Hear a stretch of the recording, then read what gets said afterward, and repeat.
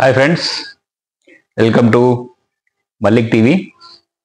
ఈ ఛానల్ ప్రశ్న, ఇతను పేరు నాకు ఐడియా లేదు, ఇతని పేరేంటో, కానీ సమకాలీన ఇష్యూస్ మీద చాలా చక్కగా క్వశ్చన్ చేస్తాడు. చాలా హ్యూమరస్గా మాట్లాడతాడు. నేను అందుకే ఇతను అంటే నాకు ఇష్టం. ఇతను ఎక్స్ప్లెయిన్ కూడా చాలా బాగా చేస్తాడు. అంటే తన లోపల ఉన్న బాధని కూడా, అంటే తనకు నచ్చని విషయాలు ఎప్పుడైనా జరిగినప్పుడు దాన్ని చెప్పుకోవడానికి కొంచెం హ్యూమరస్గా దాన్ని మిక్స్ చేసి అందరికీ అర్థమయ్యేటట్టుగా బాగా చెప్తాడు.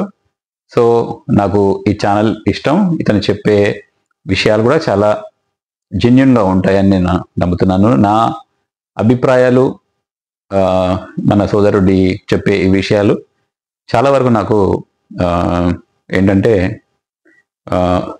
కన్విన్సింగ్గా ఉంటాయి. అంటే ఇద్దరి ఆలోచన దృక్పథాలు, ఆయా సబ్జెక్టుల మీద ఆ విశ్లేషణలు చాలా వరకు మ్యాచ్ అవుతుంటాయి. అందుకే జనరల్గా ఎవరికైనా అంతే, మీతో ఏదైనా ఒపీనియన్స్ సింక్ అయినప్పుడే కదా మీరు ఒక ఛానల్ని మీరు సబ్స్క్రైబ్ చేసుకోవాలనుకుంటే, మీకు అందులో నచ్చిన అంశము, లేకపోతే అతను ఆ వీడియోలో మాట్లాడే వ్యక్తి యొక్క బాడీ లాంగ్వేజ్ కానీ, లేకపోతే అతను చెప్పే విధానం కానీ, అతను చెప్పే పాయింట్ కానీ మీకు నచ్చితేనే మీరు జనరల్గా సబ్స్క్రైబ్ చేసుకుంటారు కదా.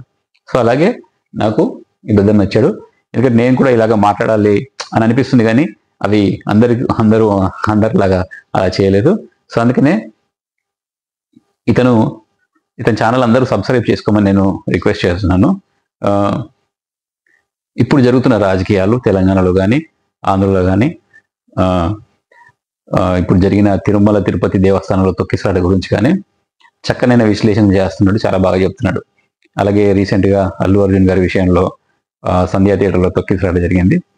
అప్పుడు పెద్ద పెద్ద ప్రవచనాలు చెప్పిన పవన్ కళ్యాణ్ ఇప్పుడు ఏమంటున్నాడు? ఇప్పుడు ఒక విషయం నచ్చింది నాకు పవన్ కళ్యాణ్ దగ్గర.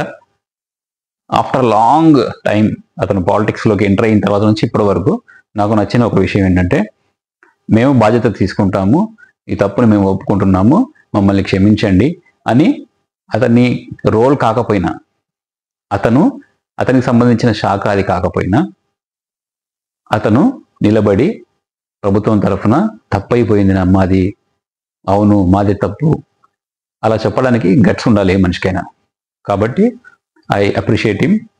కానీ ఈ మాట ముఖ్యమంత్రి గారు చెప్పాలి, యాక్చువల్గా చంద్రబాబు నాయుడు గారు చెప్పాలి.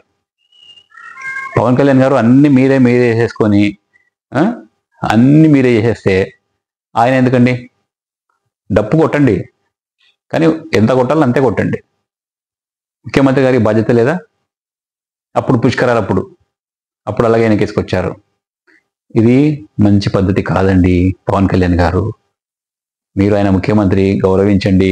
మీరేం గొడవ పెట్టుకోమని, లేకపోతే మీరు చివాట్లు పెట్టుకొని ఏదో చేయమని కాదు మా ఉద్దేశం.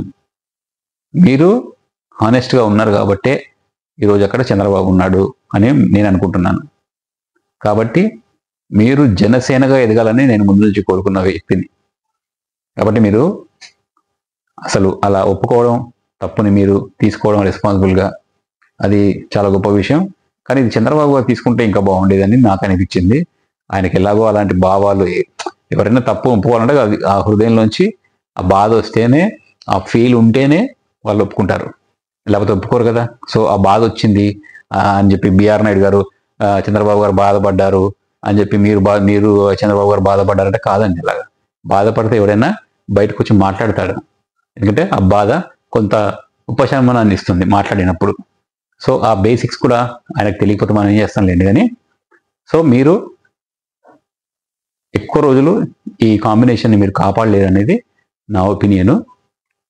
అట్లాగే మన బ్రదర్ చేసే నెక్స్ట్ వీడియో కూడా మనం అందరం చూద్దాము. స్టాంపేడ్, తిరుపతిలో జరిగిన స్టాంపేడ్ గురించి కూడా చక్కని విశ్లేషణ చేశాడు. సో అందరము వాచ్ చేద్దాం. ఓకేనా? Thank you.